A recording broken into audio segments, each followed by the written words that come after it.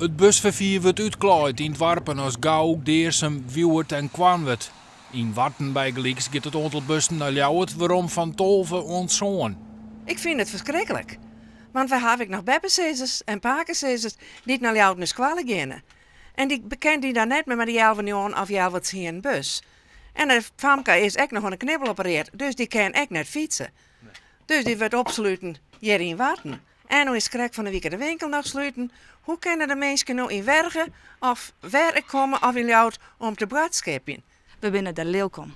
En mij is ik botzwargen. Ja, botzwargen hoe toch weer een doelgroep die het weer heel getroffen wordt. En dat binnen uw scholieren, maar dat binnen natuurlijk ook uw oudere mensen. Die van de bus afhankelijk binnen. Of die geen auto hebben. Je moet ik constateren dat die mensen verritiert ik net massaal van die bus gebruik maken. Bussen die het net uitkennen binnen heel correct opspoort trokken gegevens van de OV-chipkaart. Binnen het budget wat wij er van Den Haag van krijgen, moeten wij keuzes maken. En kennen wij in die uren, werd er minder gebruik van maken, wat met 1 of 2 mensen in de bus, kennen wij net al meer een busriedelen. Lijn 22, daar zit net volle mensen in. Is dat vaak zo? Ja, er zit haast nooit doorheen. Dat bestrijden we eigenlijk. Ik kan natuurlijk de cijfers heb ik je net. Maar ik weet wel dat de soort scholieren gebruik maken van de busverbinding van Warten naar Ljouwert. Hoe dan ook, de nieuwe tjinstregeling gaat mandje in. Daarmee hoeft de leefbaarheid op het platteland net achteruit te gaan. De provincie had yield van nieuwe initiatieven.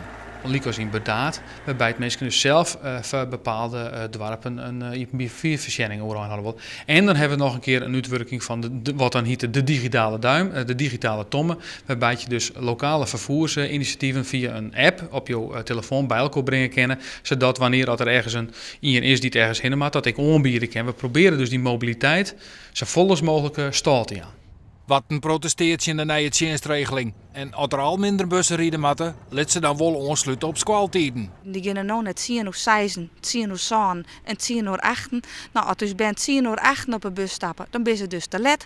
En stappen ze om 10 uur 7 op de bus, dan ben je vast te betiid. Deputaire Kramer wil nog bij het Warpendel om uitlist te gaan.